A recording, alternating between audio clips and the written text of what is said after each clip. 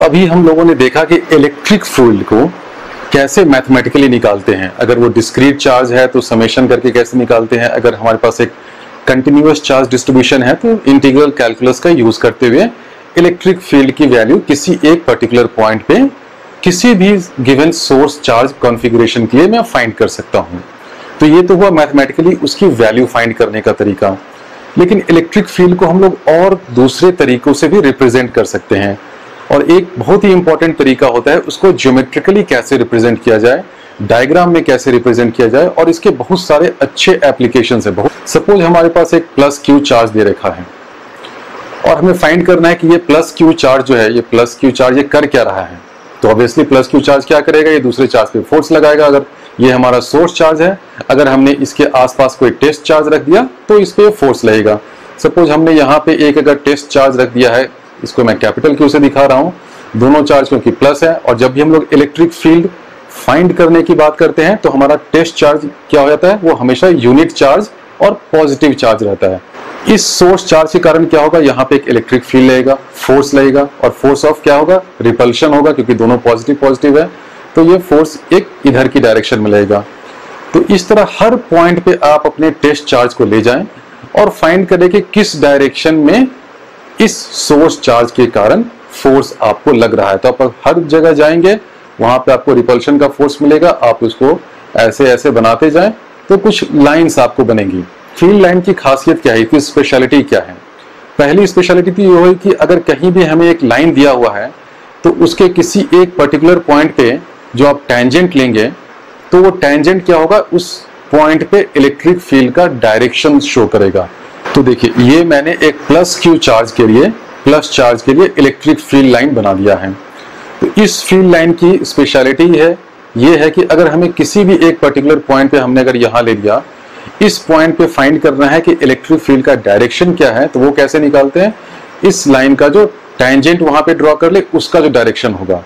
क्योंकि इस particular case में electric field line straight line है, इसलिए आपको टेंजेंट कहे या जो सेम स्ट्रेट लाइन का डायरेक्शन है दोनों सेम होगा। लेकिन बहुत सारे क्वेश्चंस में देखेंगे कि आप इलेक्ट्रिक फील्ड लाइन आपका ऐसे बन रहा है या ऐसे बन रहा है। तो अगर आपसे पूछा जाए कि इस पॉइंट पे बताओ इलेक्ट्रिक फील्ड का क्या डायरेक्शन है, तो आप क्या करेंगे, यहाँ पे आपने एक टेंजेंट ड्रॉ कर दिया, जो टेंजेंट का डायरेक्शन होगा वही हमारे इलेक्ट्रिक फील्ड का डायरेक्शन होगा उस पर्टिकुलर पॉइंट पे। तो ये इलेक्ट्रिक फील्ड की पहली प्रॉपर्टी हुई कि हर पॉइंट पे आप टेंजेंट ड्रॉ करें, उस टेंजेंट का डायरेक्शन इलेक्ट्रिक फील्ड का डायरेक्शन देगा।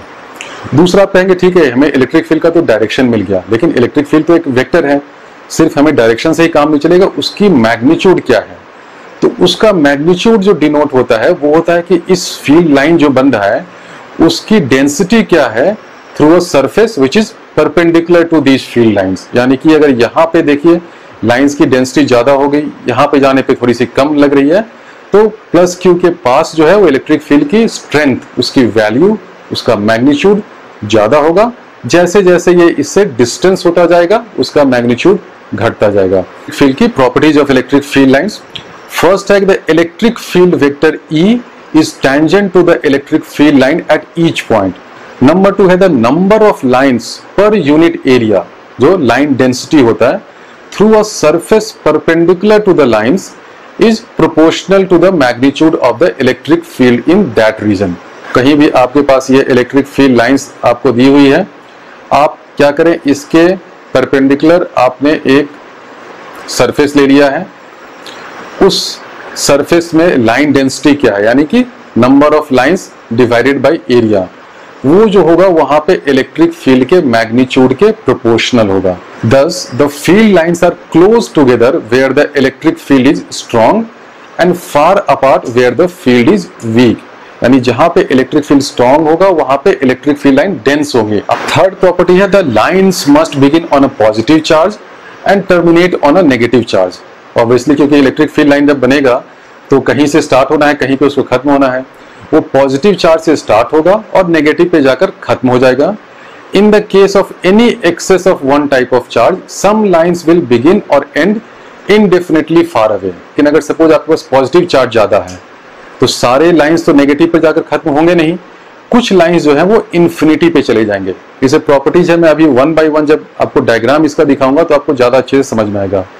नंबर 2 है the number of lines drawn leaving a positive charge और approaching a negative charge is proportional to the magnitude of the charge. यानी कि अगर आपके पास एक प्लस क्यू सपोज ये दे रखा है, ये 10 कूलम का है, और आपके पास अगर माइनस चार्ज है 1 कूलम का है, तो अगर आपने यहां से अगर आप 10 लाइन ड्रॉ कर रहे हैं बाहर निकलता हुआ, तो 1 कूलम पे आपको 1 लाइन ही आएगा। यानी कि अगर 10 कूलम के लिए आपने 10 लाइंस डिनोट किया है, ड्रॉ किया है, तो 1 कूलम के लिए आपको 1 लाइन ही ड्रॉ करना होगा। सिमिलरली अगर आप 10 कूलम के लिए 100 लाइंस ड्रॉ कर रहे हैं, तो 1 कूलम के लिए आप 10 लाइंस ही ड्रॉ करेंगे। सिंपल सा जो यूनिटरी मेथड का रूल होता है। और कितने लाइंस आप ड्रॉ करने हैं ये आपकी श्रद्धा पे है, आपके पास पेंसिल आपकी कितनी शार्प है और आपके पास टाइम कितना फालतू का बैठा हुआ, फालतू का मिला हुआ है बस। लेकिन ये चीज ध्यान रखना है कि प्रोपोर्शनल होना चाहिए। नेक्स्ट प्रॉपर्टी है no two field lines can cross. ये इसलिए हुआ कि सपोज एक फील्ड लाइन ये है, आप बोलते हैं कि नहीं मैं तो भाई दूसरा फील्ड लाइन भी इसको ऐसे क्रॉस करा दूंगा। ये electric field lines can never cross. क्यों नहीं क्रॉस करेगी? कि जहां पे भी उनका क्रॉस हो रहा है, सपोज ये पॉइंट है और मैं आपसे पूछी कि बताओ तो इस पॉइंट पे इलेक्ट्रिक फील्ड का डायरेक्शन क्या है, तो अगर आपने पहले लाइन का टेंजेंट लिया वो तो इधर चला गया, तो आप बोलेंगे नहीं डायरेक्शन तो मेरा इलेक्ट्रिक फील्ड का इधर है, E1 की तरफ। मैं कहूंगा नहीं मैं तो दूसरे लाइन का टेंजेंट लेता हूं, उसका डायरेक्शन इधर आ जाएगा। तो इस पॉइंट पे जो पॉइंट P ऑफ इंटरसेक्शन है उस पे इलेक्ट्रिक फील्ड का डायरेक्शन तो एक ही होगा ना, या तो इधर होगा या इधर होगा। इसीलिए इलेक्ट्रिक फील्ड लाइंस इंटरसेक्ट नहीं कर सकती हैं, क्योंकि जैसे ही वो इंटरसेक्ट करेंगे इलेक्ट्रिक फील्ड की जो डायरेक्शन है वो आप डिटरमिन नहीं कर सकते हैं। और लास्ट प्रॉपर्टी है electric field lines can not form close loops. उनको आप ऐसे ऐसे गोल गोल नहीं बना सकते हैं। क्यों नहीं बना सकते हैं? आप इस प्रॉपर्टी को देखें, the lines must begin on a positive charge and terminate on a negative charge. अगर आपने ठीक है ऐसा एक गोल इलेक्ट्रिक फील्ड लाइन बना दिया है, मैं बोलूंगा ठीक है बना दिया, ये स्टार्ट कहां से कर रहा है? आप बोलेंगे नहीं मेरा एक पॉजिटिव चार्ज यहाँ पे है, इससे ये स्टार्ट कर रहा है। ठीक है पॉजिटिव चार्ज यहाँ पे, यहाँ से तो स्टार्ट कर गया, तो फिर ये घूम कर वापस ये पॉजिटिव चार्ज पे टर्मिनेट क्यों कर रहा है? Electric field line positive charge पे टर्मिनेट कभी नहीं कर सकता है, वो पॉजिटिव चार्ज से स्टार्ट होता है और नेगेटिव पे जाके टर्मिनेट होता है।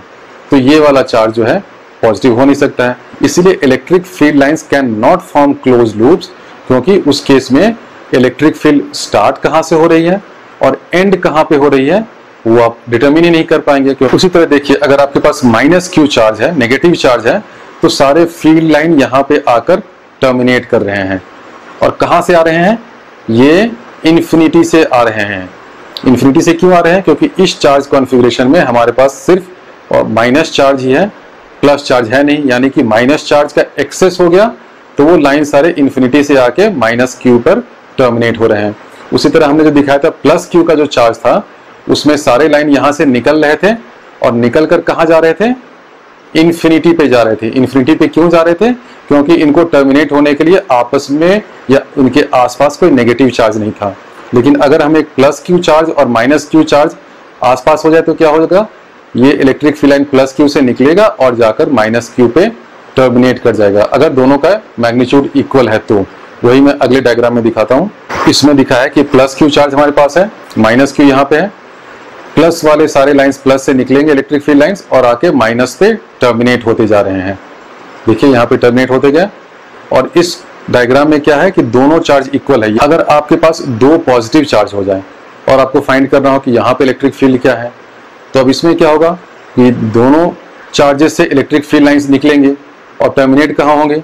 इनके आसपास तो कोई माइनस चार्ज है नहीं, तो इनको टर्मिनेट होने के लिए बेचारों को इन्फिनिटी पे जाना पड़ेगा। तो सब यहाँ से निकल कर इन्फिनिटी पे जा रहे हैं। अब एक तीसरा डायग्राम देखें कि इसमें आपके पास +2 क्यू का चार्ज है और -q है नेगेटिव चार्ज, यानी कि प्लस चार्ज जो है वो थोड़ा सा ज्यादा है।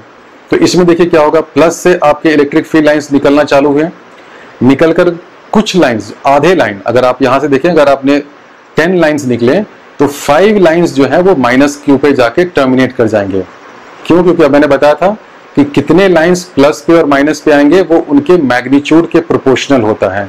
तो अगर आपने +2q के लिए 10 लाइंस ड्रॉ कर दिए तो -q के लिए आपको 5 लाइंस देने पड़ेंगे।